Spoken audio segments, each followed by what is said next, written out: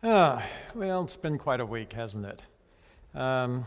Particularly for those of you who follow political things. I know the election of Donald Trump surprised a whole lot of folks, and particularly a lot of those in the media and the chattering classes. It'll be really interesting to see how the next few weeks evolve. But one thing we know for sure is Christians, we need to approach all of the changes that are occurring as a result of this election with grace and with humility, and also with confidence. I think Longfellow said it the best, and it's in a Christmas carol that I particularly like, but he said, "God is not dead, nor doth he sleep." God's in control of things. We can be confident in that. My daughter Katrina is over there sitting by my friend Joe. A few weeks ago, Katrina and I got in a conversation while we were doing our daily exercises. A man at our home church goes out on a lot of missions trips, and he does on these trips the modern day equivalent of soapbox preaching. She was asking, is that really effective in today's world? Is that kind of evangelism, the soapbox street corner preaching, is that going to really reach people, the kind of people we have out there in the world today? Colleges and universities, particularly the state-run ones, are probably as an enlightened, secular, agnostic, atheistic environment as you'll find anywhere. It's a tough group of people to talk to. It's a tough group to evangelize. And oftentimes, when we take our message out, our fundamental gospel message to these people, and we say to them what we know to be the truth, what they hear is something entirely different. We say one thing, they hear another thing. So we deliver a proper theological message having to do with God and Jesus, the kingdom, heaven, salvation. I mean, those are good things, but what do people hear? What comes through that antagonistic filter that they've now got embedded in their brain? Well, let me try a statement here. It's a bit over the top, a bit dramatic, but I think you'll get the idea. Okay, so you, preacher, are telling me that if I don't take the next 3 minutes and read your pamphlet and say this prayer with you, then your God is going to put me in some kind of medieval torture chamber for thousands and thousands of years, where I'll be screaming in agony nonstop. But if I do this 3-minute thing with you, then for all eternity I'll be given everything I want, and angels will be my personal servants. Yeah, there's a Santa Claus too.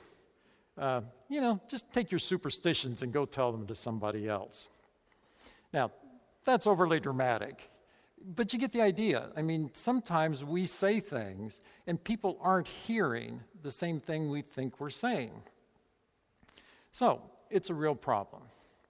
Today I'd like to talk about how we take, our salvation message out to people that are in the secular world, have always been in the secular world, and haven't been part of our Christian tradition.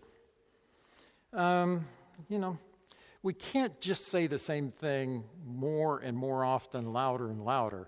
We're going to drive these people away. Jesus said something. This is Matthew 10:16. I'm sending you like lambs into a pack of wolves. So be wise as snakes and as innocent as doves. Some translations have serpents, excuse me. So the first part of that verse, we have to get out there. We can't shrink back because the field we're trying to evangelize is tough. We have to be out there. Can't withdraw like a turtle into its shell. Or in our case, we can't withdraw into a community of like-minded believers and just live our life there. Nope, Jesus is sending out there into that pack of wolves. But he also said for us to put on our snake brains, if you will, be as wise as snakes. Snake brains, that means we need to develop a more effective means of presenting the gospel truth to these very secularized people. That's what I'm going to be talking about today. Now, the problem we're discussing here is not new. The same issues were faced by the early Christians as the church expanded into the pagan Roman Empire centuries and centuries ago.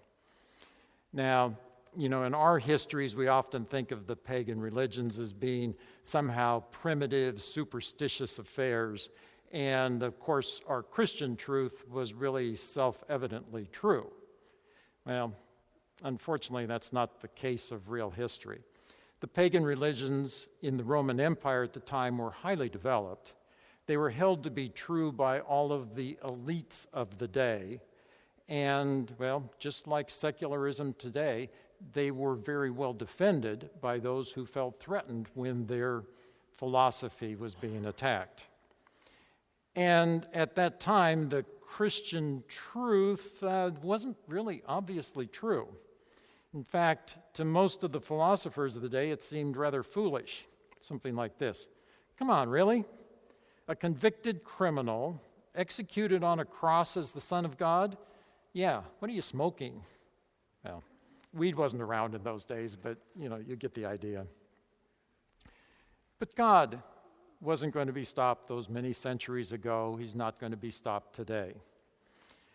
Under the guidance of the Holy Spirit, the church leaders began the development of something called Christian apologetics. Now, apologetics, that's a branch of theology that explains Christian thought to outsiders and defends Christian beliefs against the arguments and attacks that come from thoughtful, philosophical, outside people. So it's a way of presenting the gospel, a way of defending the gospel. Okay. That's what we need today, a good, strong group of Christian apologists. I think some of you may have seen the movie. I really liked it. It's called God Is Not Dead. It came out a couple of years ago. What I liked about it is the young man, the young student in the movie, wasn't going to be intimidated by his environment. But he was going to go out there and bring his message, the gospel message, to the professor and to the students. What's interesting is the techniques that he used in the movie weren't just the same old, same old. Instead, he adapted his presentation to what he knew about the audience, the students and the professor that he was talking to, and then explained about God to them in terms that they could understand. That's what we need to be doing. But I have to take a little detour here before I get down to the main topic, which is how we explain salvation. I need to take this detour and explain reality. Now, reality, yeah. What's so funny about that? Well, philosophers for about 30 centuries have been wrestling with the concept of what's real and what's not. What's a shadowy, imaginary fantasy? What's real? We don't want to go into 30 centuries of philosophical thought here. But the point I want to come to in this is there is something called reality, and it's out there. It doesn't depend upon what we want reality to be. It doesn't depend upon our wishes, our desires. It doesn't even depend on what we're taught in school or the church. There is a reality out there. This building, it exists. It's real. People, all of you are real people. You each have your own identities. God exists. He's real. Angels exist. Miracles happen. And whether we like it or not, demons exist. Okay, these things are real. Vampires, they don't exist. Erase that. But it doesn't matter whether we believe that God exists or not. That doesn't have anything to do with the reality of God. He exists. We can believe anything we want. We're just foolish or wrong, but, God still exists.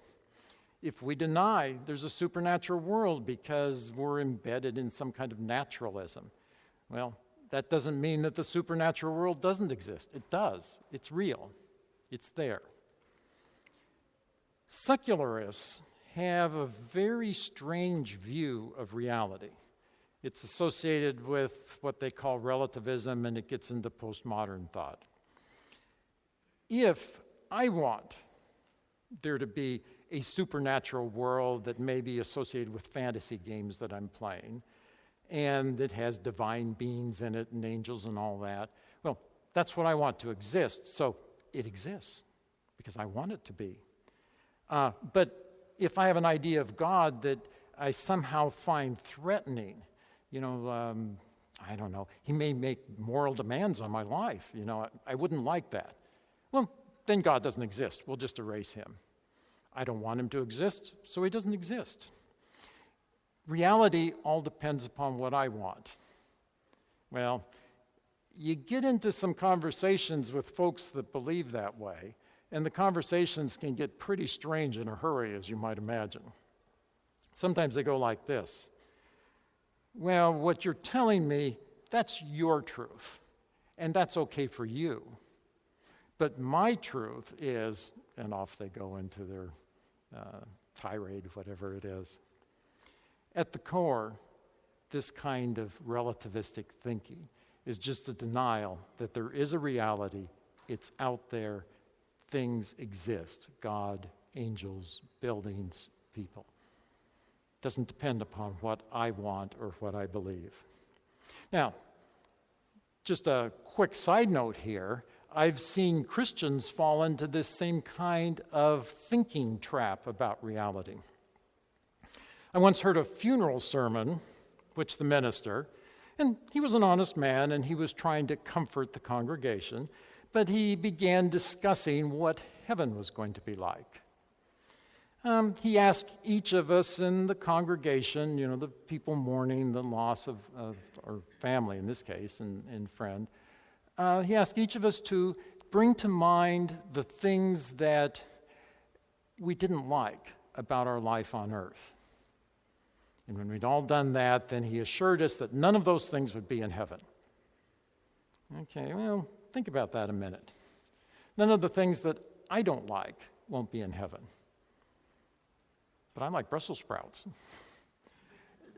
None of the things that you don't like will be there. Well, if you put 1 billion people together, there'd be nothing in heaven. There's nothing left because somebody's not going to like something somewhere. That's really strange thinking. Heaven exists. It has its own characteristics, its own attributes. It doesn't matter what we think about it. What we have to do is adjust our thinking to the reality of what heaven is. Anyway, when we as representatives of the kingdom of God go and talk to people who are completely outside all of the Christian traditions that are very part of our being, we're most likely talking to somebody who's bought into this kind of relativism thinking. So we have to deal with that. We have to sort of start the conversation by anchoring the person in reality. Okay, so let's take an example. Look, the things I'm talking about here to you today, they're real. They don't depend upon what you or I want or think or even believe. There is a God. He exists. He designed and created this world and everything in it. He created you and me. Now, we could discuss the processes and methods that he used, but that's not really important. What's important is God knows who we are, and he has expectations for what we become and how we live our lives, and so on. But you get the idea. You start with a conversation that deals directly with this issue of reality. It's real. You can't just wish it away. You have to deal with it. Okay, then we move on to the next step, of course. And the next step in the conversation is to discuss the kind of relationship we can have with God. Now, we all know the relationships we have with God, so that's not an issue. We want to discuss the kind of relationship they can have with God in terms that they can understand. We use a lot of words, and they mean a lot to us. Words like salvation, redemption, born again, baptized into the kingdom, joining the church eternal, being one of the elect, going to heaven, and on the flip side, judgment, condemnation, going to hell. Now, all those words mean a lot to us, and there are nuances in the meaning, and we can discuss those in Sunday school classes for years. But to a complete outsider, each of the phrases that I just mentioned is almost certainly going to cause an adverse reaction in their brain. For example, the phrase being born again has been derided, now unfairly, grant you, but it's been derided for many years by agnostics and atheists, almost to becoming the punchline in a bad joke. So if we bring up being born again to somebody, guess what? We're talking about something serious, they're thinking it's a bad joke. So the standard vocabulary we use in evangelizing is just a non-starter. We have to find a different way of conveying the same underlying truth without hitting hot buttons that'll cause these people to turn off immediately. Okay, well, let's start in the Bible. That's always a good spot to start. So I'm going to go to Matthew 25, starting with verse 31. This is the judgment parable that we all know really well. I'll read the whole thing. It's a bit long, but it's worth the read. When the Son of Man comes in his glory with all his angels, he will sit on his royal throne. The people of all nations will be brought before him, and he will separate them as shepherds separate sheep from goats. He will place the sheep on his right and the goats on his left. Then the king will say to those on his right, "My Father has blessed you. Come and receive the kingdom that was prepared for you before the world was created. When I was hungry, you gave me something to eat. And when I was thirsty, you gave me something to drink. When I was a stranger, you welcomed me. When I was naked, you gave me clothes to wear. When I was sick, you took care of me. And when I was in jail, you visited me." Then the ones who pleased the Lord will ask, "When did we give you something to eat or drink? When did we welcome you as a stranger or give you clothes to wear or visit you while you were sick or in jail?" The king will answer, "Whenever you did it for any of my people, no matter how unimportant they seemed, you did it for me." Then the king will say to those on his left, "Get away from me. You are under God's curse. Go to the everlasting fire prepared for the devil and his angels. I was hungry, but you did not give me anything to eat. I was thirsty, and you did not give me anything to drink. I was a stranger, but you did not welcome me, and I was naked, and you did not give me any clothes to wear. I was sick and in jail, and you didn't take care of me." And then people ask, "Lord, when did we fail to help you when you were hungry or thirsty or a stranger or naked or sick or in jail?" The king will say to them, "Whenever you failed to help any of my people, no matter how unimportant they seemed, you failed to do it for me." Then Jesus said, "Those people will be punished forever, but the ones who pleased God will have eternal life." Now, there's a lot in this passage. Let's start by looking at the scene from the point of view of the people down there on the floor looking up at the judge. To them, it certainly looks like, and it is, a judgment, with the king looking down on them from his throne, deciding their eternal fate. We'll come back to talking about that fate a bit later, but for now, I find it really interesting to note that the people on both sides of the judgment did not appear to know why they were being blessed or cursed. None of them are listed as doing anything particularly wrong, such as committing murder or stealing from their neighbor. Sins of a sexual nature aren't mentioned in this passage at all. We often focus our theological attention on sin with a capital S. But here, in this passage, the people are being judged on something a bit different than that. Interesting. But that's a topic for another sermon, so let's get back to the idea of judgment, which is where I wanted to go with this. If we change our viewpoint from that of the people on the floor to that of the king, we can get a little bit different perspective. Sure, the king's judging who's a sheep and who he considers a goat. It can also be said, though, let's change the words a little bit, it can be said that he's choosing or selecting people from among the crowd that's before him. He's choosing those whom he wants to have as members of his kingdom. And he's selecting those that he's going to get rid of, those that displeased him. This way at looking at the judgment can give us a means of approaching our secular friends without unnecessarily pressing any hot buttons. All of us in the United States are quite used to being the focus of some sort of selection process or another. Major League Baseball players are selected from minor league rosters. Grade school students are selected for promotion or retention. Servicemen are selected from potential recruits. New employees are chosen from the list of job applicants. New executives are promoted from the ranks of employees or maybe outside the firm.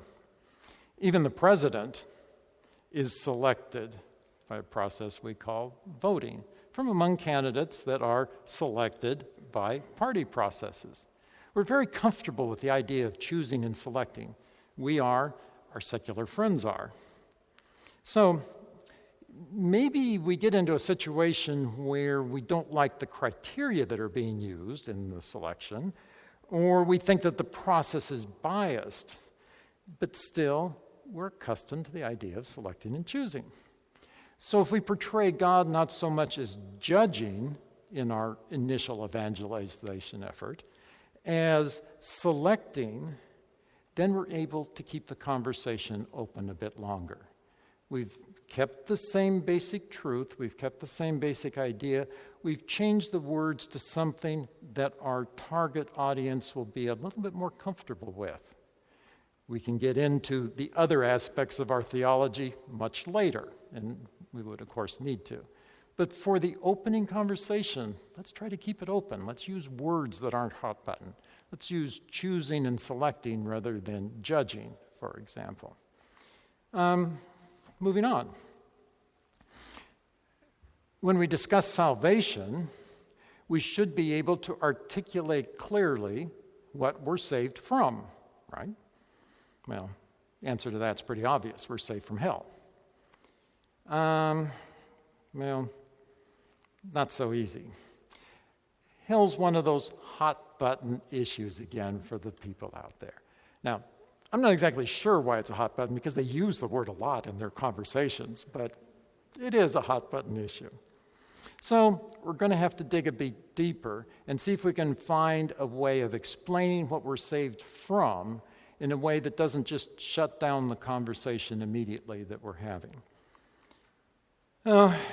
Backing up a bit, most people outside the church, and in fact most of us inside the church as well, have a vision in our mind of what hell's like that's basically derived from the writings of Dante, a 14th century Italian writer of some note.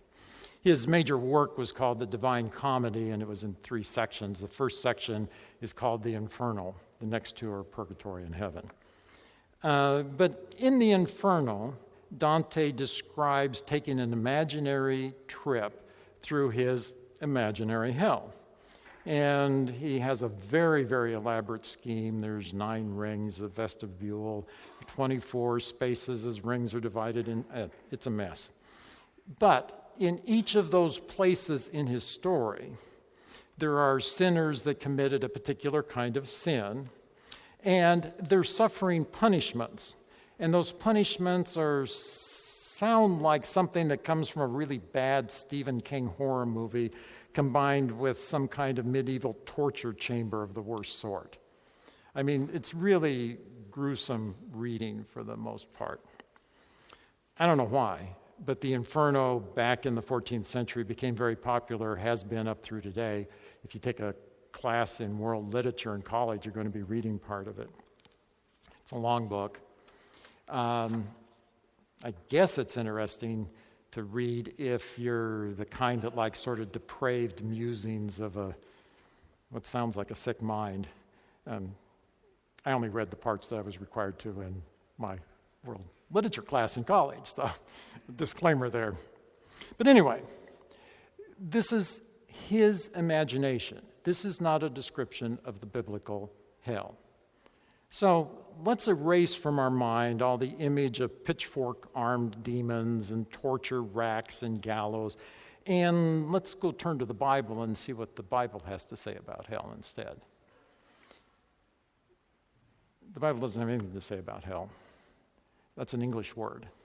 The Bible, the Greeks and the Hebrews, of course, didn't use an English word. They used, the Hebrews, a word called Sheol, and that doesn't equate to what we think of as hell. It is more of a holding place for spirits of the dead before something happened to them. And in the Old Testament, it wasn't quite clear. The New Testament uses three different words, Gehenna, Hades, and Tartarus. Tartarus is only used once. Hades and Tartarus are actually names of places in Greek mythology that are places of the dead, and the Greek writers of the New Testament just picked up those names and brought them into our Bible. Gehenna is a little different. It's actually from Gin Hinnom, which is the name of a valley that's right outside the walls of Jerusalem. In times that were ancient, even when Christ walked on the earth, young infants were taken into the valley of Gehenna and burned alive as a sacrifice before a statue of the idol Molech. It became, the whole name, the whole idea, everything became just anathema to the Hebrews, as you might imagine. And so the name is associated with an utterly disgusting place where there is fire and death and agony. So it's a natural name for the Greek New Testament writers to pick up for our concept of hell. Before I go on with that, let's stop and read the story of Lazarus and the rich man, because that has a version of hell in it. And in this case, the word that's translated hell in our Bibles is actually Hades, the Greek holding place of the dead. So, Luke chapter 16, if you're following along. There was once a rich man who wore expensive clothes and every day ate the best food. But a poor beggar named Lazarus was brought to the gate of the rich man's house. He was happy just to eat the scraps that fell from the rich man's table. His body was covered with sores, and the dogs kept coming up to him to lick them. The poor man died, and angels took him to the place of honor next to Abraham. The rich man also died and was buried. He went to hell, Hades, and was suffering terribly. When he looked up and saw Abraham far off and at Lazarus' side, he said to Abraham, "Have pity on me. Send Lazarus to dip his finger in water and touch my tongue. I'm suffering terribly in this fire." Abraham answered, "My friend, remember while you lived, you had everything good, and Lazarus had everything bad. Now he is happy, and you are in pain. Besides, there's a deep ditch between us, and no one from either side can cross over." But the rich man said, "Abraham, then please send Lazarus to my father's house. Let him warn my 5 brothers that they won't come to this horrible place."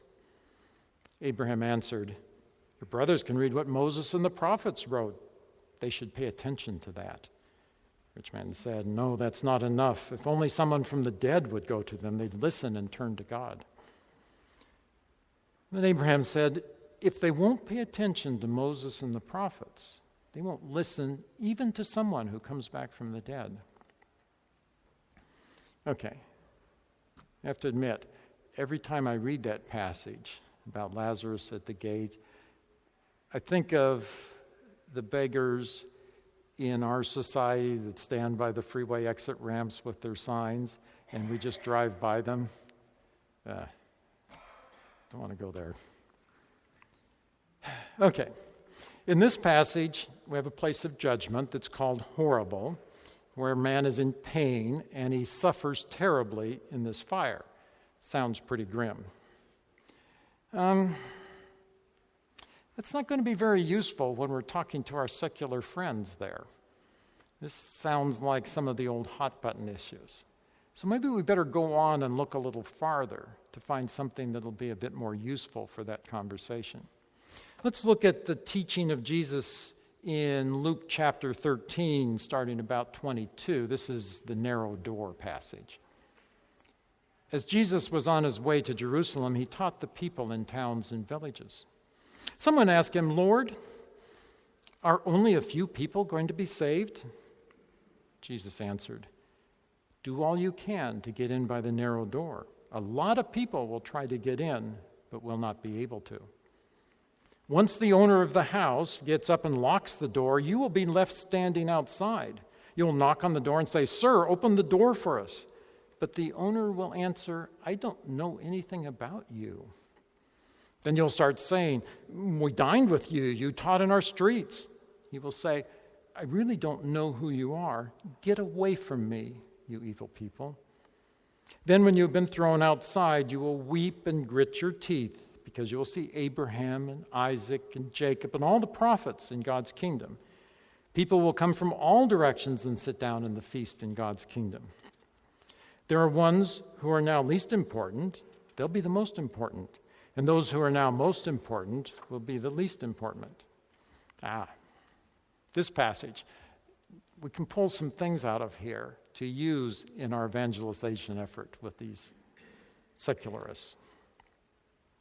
If you're not chosen to be part of the feast or the party that's described here in heaven, then you're thrown outside. The door's locked. While the ones in the kingdom are feasting, you're left to weep in despair, knowing you'll never be among them. Well, people in our culture know what it's like to not be chosen, to be rejected, to be thought of as undesirable or useless, to be permanently excluded from the in crowd, to know that elsewhere people are having happy, meaningful lives, but they're not and never will have that kind of life themselves. People may dismiss the torture version of hell as a fable meant to scare children, but this image of rejection is powerful and will reach and touch people. Well, let's put that on hold for a minute and let's flip to the other side. I said it's important for us to know what we're saved from, but it's also important to know what we're saved for. Okay, well, hell wasn't a satisfactory answer in our evangelization for the saved from, and in the same way, heaven isn't a satisfactory answer for what we're saved to do or for what we're saved for. Heaven, the word, is certainly not very satisfactory when we tell it to people. We have an image in mind and they hear something different, remember. And what they're hearing brings to their mind images of George Burns or Charlton Heston with a long beard or lots of fluffy white clouds or harps or halos or wings. We're just not communicating at that point. We've somehow used a word that brought the wrong images to their mind. Well, let's see what we can do about that. There are two things that we have to consider here. What is our existence in the afterlife like? And what is it we're going to be doing for all those years of eternity? Okay, now each of those is a very big subject, and I don't want to do anything more than just run by the surface level in the time we've got left. But as to our, what our bodies, what is our existence like? Consider the greatest event in all of history, the resurrection of Christ on the first Easter Sunday morning. Christ was not resurrected as a ghost or some kind of immaterial spirit. He was not resurrected into a body that you could, put your hand through or see through like in the movies. He was resurrected to a real flesh and blood body, indwelt by his own Spirit. Paul writes, it'll be exactly the same for us. Romans 6:5, he says, if we shared in Jesus' death by being baptized, we will be raised to life with him. So our hope is in our own resurrection, to be alive for all eternity with our spirits inhabiting a real physical flesh and blood body that does not die. Now, second half, what are we going to be doing with that real flesh and blood body that doesn't die? Well, when God created the human race, he created it with a purpose in mind. It wasn't a whim or an afterthought. We humans were created with a specific task that God wanted to be done, and we were created to do that task. Genesis, all the way back there, 1:26.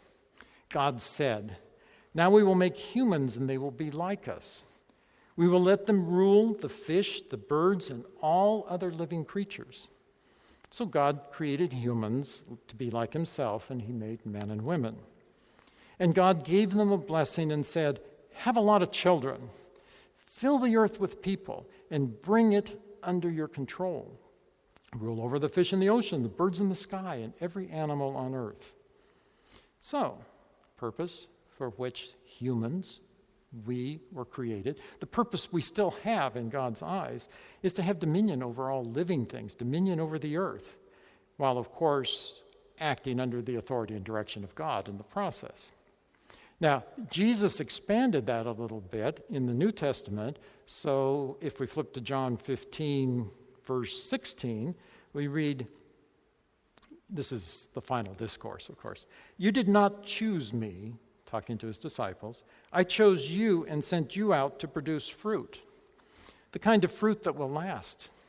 Then my Father will give you whatever you ask for in my name. Well, the point here is he's sending his disciples and all of us as his followers out to bear fruit. Bearing fruit means building the kingdom of God. So, we as humans have two missions to accomplish. The first is we're to act as God's agents or representatives in this physical universe, managing all living things in the earth. And second is to build his kingdom. It's interesting that both of those things we're supposed to be doing right now in this age of the earth in our mortal bodies, as well as in the future in our immortal bodies in the next age of the earth. It's a job that God expects us to do now. It's a job he expects us to do through eternity. Now, let's go back to thinking about our secularists for a moment. Though they're outside of our traditions and our way of thinking about things, the secularists understand the ideas about bodies that don't die, or at least age slowly. A lot of medical research projects that are trying to slow down the aging of the body, and there's even some talk of trying to turn off the death gene. Okay, maybe those are fantasies as far as our medical establishment goes, but still, those kind of ideas are in the secular minds. We can build on that. And they certainly understand that having tasks to do and a mission can give a life meaning and purpose. I mean, you look at almost the desperate seeking for meaning in a career or a hobby or some odd spiritualism or in the amassing of wealth or power or fame. I mean, people want to have meaning and purpose in their lives. We just know they're looking in the wrong direction. But they understand the concept of needing a life that has meaning. Well, time to wrap this up. When we evangelize, we present the gospel message to people that often have lived their entire lives outside of our Christian tradition. We need, as Jesus told us, to be wise as snakes. We need to avoid hot-button words or words that bring unfortunate images to mind. A good way, as I've been describing, to present the gospel message is to emphasize the great honor that it is to be chosen by God to be part of his kingdom. If we're not chosen, then we'll be forever shut out, rejected, deemed useless. A situation that will lead to much regret and despair. But if we are chosen for his kingdom, then we'll be included in a great family, feasting and sharing in the joy of God the King. And we'll be given tasks to do with full authority of God behind us that will provide a focus and a meaning and a purpose to our lives. In short, as we're presenting this, we're presenting something that would be really, really great if they were chosen to be part of the kingdom, and really, really miserable if they're not chosen. Now, before I go to the final quick prayer here, if the words that I've been saying have brought to mind anyone that you know in your life that has been so far out there you didn't even know how to start talking about the gospel message with them, maybe what I've said has helped give you some ideas. If it has, if you just please come forward and we can say a prayer for your efforts to reach those people that God has put on your mind right now. So, let us close in prayer.